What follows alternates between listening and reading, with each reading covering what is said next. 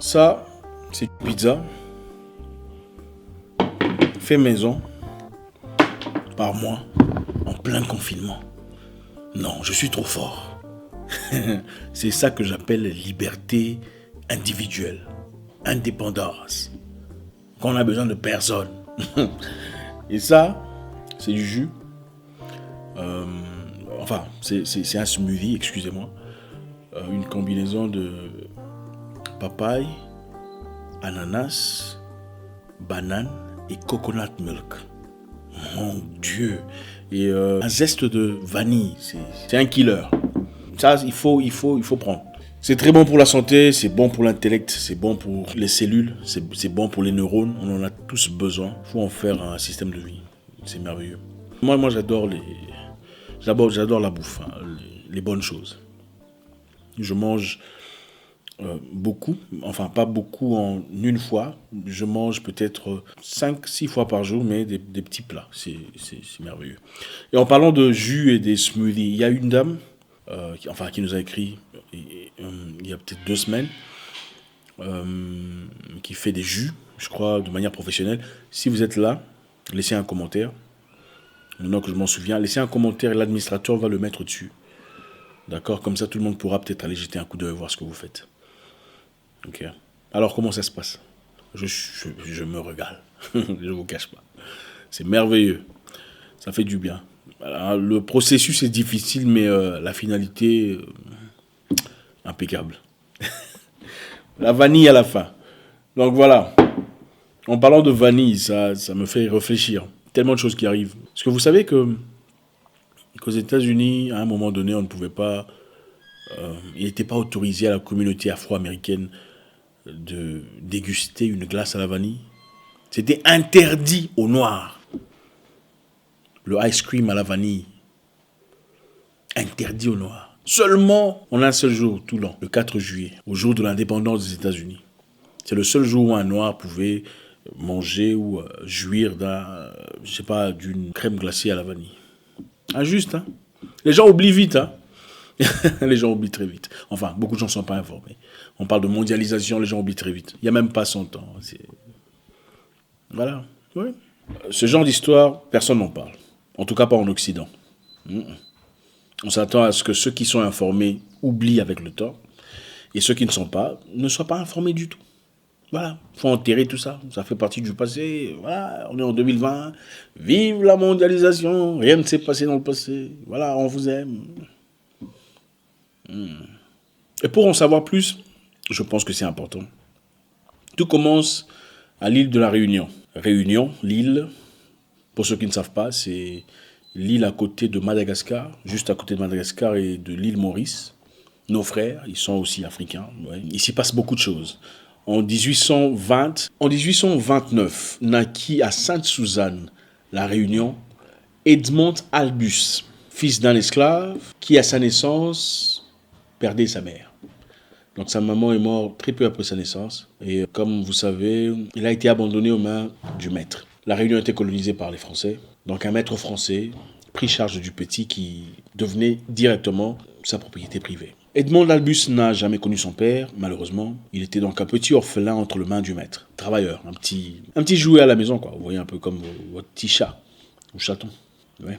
Très petit, son maître l'envoya travailler avec Ferriol Bélier, un expert en botanique et en plantes et en tout le bazar, qui l'initia justement dans ce monde-là. Et le petit était très intéressé à savoir qu'est-ce qui se passait, qu'est-ce qui était quoi, les fleurs, les plantes, les tiges. Il était super intéressé, très captivé, vous savez. Quand on est petit, orphelin, on n'a pas connu sa mère ni son père, on n'a personne. On a quand même quelqu'un comme mentor, je crois. On a tendance à donner tout ce qu'on a. On veut avoir un sens de vie. Et ça devient sa vie. Et le petit était super accroché. Et Monsieur Bélier dit que le garçon était très joyeux, très agréable. Il était comme son ombre. Donc partout où il passait, il était là. Il était présent à apprendre, à développer ses connaissances. Dans les années 1820, le colonisateur français apporte la vanille sur l'île, à Madagascar et autre part. Vous savez comment ça se passe? Je viens chez vous, j'occupe vos terres. C'est chez moi maintenant. Je plante ce que je veux. Vous ouvrez vos bouches, je vous tue. Voilà. Donc, le colonisateur français apporte la vanille sur l'île, en masse, venant du Mexique, espérant faire un gros business. L'objectif était de planter beaucoup de vanille sur l'île, espérant faire une production en masse, parce que la demande était forte. Ils espéraient exporter partout dans le monde à leurs partenaires ce nouveau diamant, si vous voulez, une découverte française. Voilà. Peu après avoir commencé leur projet d'occupation et de vol massif, comme d'habitude, vous savez, ce n'est pas nouveau, les plantations ne produisaient pas du tout, malheureusement. Il n'y avait naturellement pas d'insectes pour polliniser les plantes. Elles étaient stériles.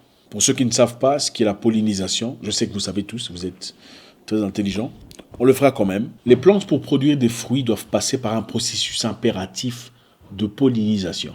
Alors, c'est quoi la pollinisation? Les experts, vous allez m'excuser, j'essaie de faire de mon mieux pour juste passer le message. La pollinisation, donc les experts, encore une fois, excusez-moi. La pollinisation, d'après ce que j'ai compris à l'école, c'est qu'il existe des fleurs mâles et des fleurs femelles. Donc certaines fleurs produisent le pollen qui représente la sémence. C'est un peu comme pour l'homme, d'accord? Et des fleurs qui ont le pistil, qui représenterait l'organe de la femme. Et pour qu'il y ait fécondation ou croissance de fruits, il faudrait que le pollen quittant la fleur mâle atterrisse sur la pistelle de la fleur femelle et commence la fécondation pour finalement produire un fruit. Quelque chose de comme ça. Dans certains cas, ça se passe naturellement à travers le vent. Quand le vent souffle, les pollens quittent certaines fleurs pour aller dans d'autres fleurs et atterrissent gentiment et commencent leur entrave et voilà, produit un bébé fruit. Ou carrément à travers les abeilles ou les papillons. Je pense que les abeilles atterrissent sur une fleur femelle en cherchant une liquide sucrée. Les abeilles aiment le nectar, une liquide sucrée qui se trouve dans la fleur. Le nectar, je ne sais pas si vous connaissez, quand on était plus jeune, où on allait jouer avec les fleurs, on avait tendance à sucer un peu, c'était sucré, je sais pas, c'était dangereux, j'imagine. Aujourd'hui, les jeunes préfèrent jouer à Internet. Pendant que l'abeille va chercher le nectar de la fleur mâle, elle se frotte au pollen qui s'attache à ses poils. Pendant que l'abeille vole vers la fleur femelle, les pollens tombent sur le pistil, je crois, et finalement forment l'œuf ou le fruit. Voilà les experts. Alors j'ai fait combien sur 10? Ce processus souvent naturel de pollinisation était clairement absent sur l'île. Il n'y avait pas d'insectes pour polliniser le fleur. Il fallait donc trouver un moyen alternatif, un moyen qui fonctionne pour faire marcher les choses. Il fallait faire de l'argent. Je vous rappelle que toute colonisation, toute attaque dans ce sens-là, venant de ce côté-là, a toujours été basée sur les finances. Ça a toujours été basé sur l'argent. Ça a toujours été une question de gain personnel. De l'égoïsme. Je le dirais brutalement, en tout cas les experts, vous allez m'excuser, les experts en botanique. Ce jeune garçon, fils d'esclave, esclave lui-même, orphelin de père et de mère, battant, courageux, a trouvé un moyen d'isoler les sémences de la fleur et de l'insérer dans la partie où il faut pour que la fleur féconde et développe la vanille. À 12 ans d'âge, il avait déjà cette technique qui fonctionne, une technique qu'on utilise jusqu'à aujourd'hui. Et ça remonte à 1830 quelques. Après avoir découvert cela, le colonisateur était heureux, content, bien sûr, capitaliste, besoin d'argent. Il savait qu'il pouvait se faire beaucoup d'argent à travers cette technique, développée par ce petit. Mais il fallait trouver un moyen de le discréditer. Et beaucoup dirent, d'ailleurs, avant lui, il y avait d'autres personnes qui avaient déjà développé la technique. Charles Moren aurait déjà développé la technique en Belgique. Vous savez, quand quelqu'un qui a cette couleur-là développe quelque chose, les autres trouvent toujours quelque chose. Non, c'est pas lui qui l'a fait. En effet, il y avait quelqu'un d'autre, un Charles Moren qui l'avait déjà développé, mais ça fonctionnait pas tout à fait comme ça. Mais c'est lui qui a manipulé les choses et ça a fonctionné à la perfection.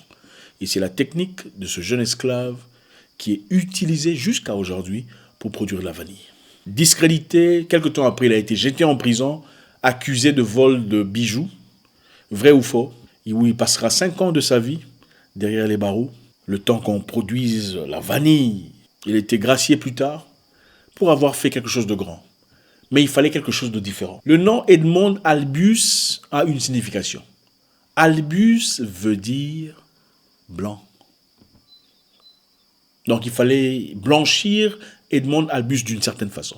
D'ailleurs, avant même sa mort, les gens disaient qu'il était blanc. Donc on propageait des nouvelles disant qu'il était pas africain, pas de l'île, mais et c'est pour simplement montrer d'où nous venons.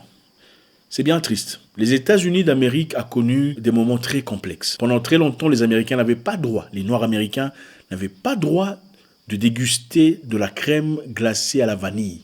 C'était interdit. Interdit. On n'avait qu'une seule journée où on pouvait consommer ces histoires. On pouvait se régaler. Une seule journée, c'était le 4 juillet, le jour de l'indépendance. Donc, si vous partez acheter de la crème glacée, on vous arrête. Je pense qu'il est... On ne peut pas faire semblant. Non. Non, il faut examiner ces choses et comprendre où on va. Comme je le dis souvent, je l'ai toujours répété, je le dirai encore du moment que je peux. On ne peut pas savoir où on va si on ne sait pas d'où on vient. Donc, si aujourd'hui vous dégustez la crème glacée, vous aimez en consommer, honneur à Edmond Albus, un jeune esclave, orphelin de père et de mère, qui a pu malgré tout observer, apprendre de manière autodidacte comment gérer ces histoires. Il a développé une technique de pollinisation de la vanille, afin que les colonisateurs puissent produire en masse cette plante pour leur propre gain.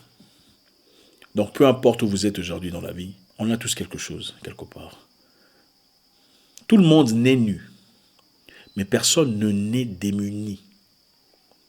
On a chacun quelque chose, quelque part, que le Créateur a placé en nous. Le Créateur place en chacun de nous une semence positive, une sémence de grandeur. Et c'est à nous que revient la responsabilité de l'arroser. Qu'est-ce que vous avez en vous? Cette histoire nous appelle à réfléchir sur la vie. La vie n'est pas aussi merveilleuse qu'on le prétend. On apprend l'histoire, mais on apprend aussi sur nous-mêmes. Aussi longtemps que vous essayerez de faire quelque chose de positif, il y aura toujours une négativité, il y aura toujours un vent négatif, il y aura toujours de l'opposition, des gens qui veulent vous renverser. C'est toujours comme ça. Ça fait partie de la vie. Aucune personne dont fatigue sur terre n'a pu réussir sa mission sans entrave. Impossible. Donc peu importe ce que vous avez, je ne sais pas ce que c'est pour vous. Vous êtes couturier, vous êtes dessinateur, designer, peu importe ce que vous avez comme passion. Restez figé là-dessus. Si c'est une sémence qui a été placée par le Créateur, cette semence produira. Là où les plus intelligents seront incapables de trouver des solutions, les solutions viendront de vous. Il est écrit dans un livre que je cacherai ma sagesse aux sages et je clairerai les plus démunis, les plus petits, les pauvres. Pour confondre l'intelligence des sages, il n'y a pas de principe absolu sur Terre, ça n'existe pas. Il n'y a pas un certain groupe de personnes qui réussissent définitivement pendant que les autres échouent. Absolument pas. Vous pouvez quitter le néant et vous retrouver de l'autre côté de la vie. Ça dépend de vous. Vous avez simplement besoin de courage, de détermination et de discipline. Et aussi un peu du soutien du Créateur, pour ceux qui croient au Créateur. Merci encore infiniment, toujours un réel plaisir d'échanger avec vous. Vous le savez, je suis un peu malade aujourd'hui. J'espère que c'est pas ce truc-là. Sinon, je n'ai pas peur. Vous savez, moi, ça c'est trop petit pour moi, tout ça là. Ma mission est trop noble, trop lourde pour que cette histoire m'emporte. Il faut savoir ce qu'on vaut dans la vie. Il faut savoir ce qu'on représente. Et ce n'est pas pour moi, c'est pour d'autres personnes. Un grand plaisir, laissez un commentaire, comme d'habitude, vous savez. Proposez-nous un sujet aujourd'hui. Je suis curieux de savoir. Je jetterai un coup d'œil tout seul. Encore une fois, la dame dont j'ai parlé, celle qui produit des fruits, des jus de fruits, laissez un commentaire si vous êtes là. L'administrateur placera votre commentaire en haut, comme ça tout le monde pourra aller jeter un coup d'œil et voir ce que vous produisez. En tout cas, grand merci. Moi, je vais déguster mes histoires. Vous savez, à très bientôt. Mon nom est Zach Mouikassa, le guerrier noir. Votre frère.